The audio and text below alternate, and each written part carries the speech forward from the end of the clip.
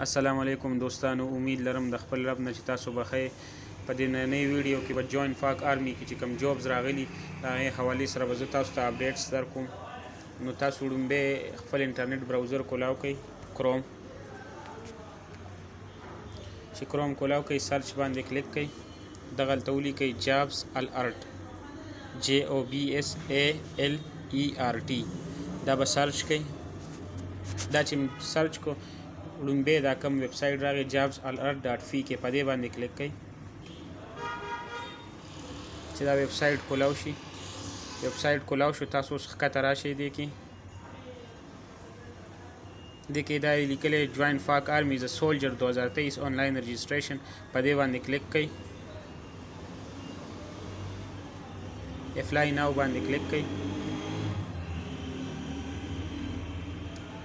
ښکته به راشئ. دې کې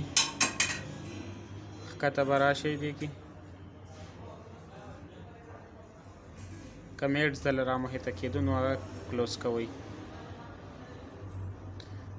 ښکته راشئ.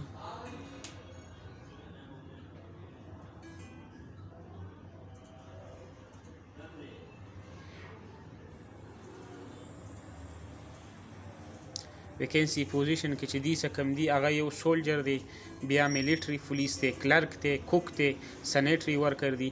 دا ویکینسی راغلی آرمی کې. د دې ایډورټایزمنټ زه تاسو ته شو کوم. اوس ښکته به راشئ. دې کې به ښکته راشئ. دا ایډورټایزمنټ دی، په دې باندې به کلیک کړئ.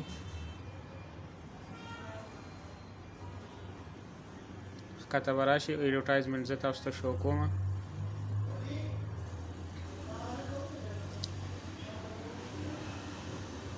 اوس به ایډورټایزمنټ، دا ایډورټایزمنٹ ہے پاک فوج میں سپاہی کی ورتی. اہلیت چې دی لدے پاکستان اور آزاد کشمیر گلگت بلتستان کی شادی شدہ غیر شادی شدہ امر شہری کے لیے. دا د ایډورټایزمنٹ دا به تاسو ټول ریډ کړئ. دې کې ویکینسی سپاهي دی، کلرک دی، کوک دی، میلیټري پولیس دی او سنیټري ورکر دی.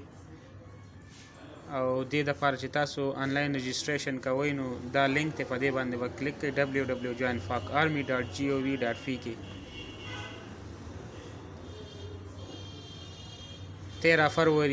13 फरवरी से 10 मार्च तक 2023 तक रजिस्ट्रेशन करवा सकते हैं. 10 मार्च په دې کې اخرنۍ لاست ډیټ دی. نو اپلای ورته وکړئ. دا و زموږ نننۍ ویډیو.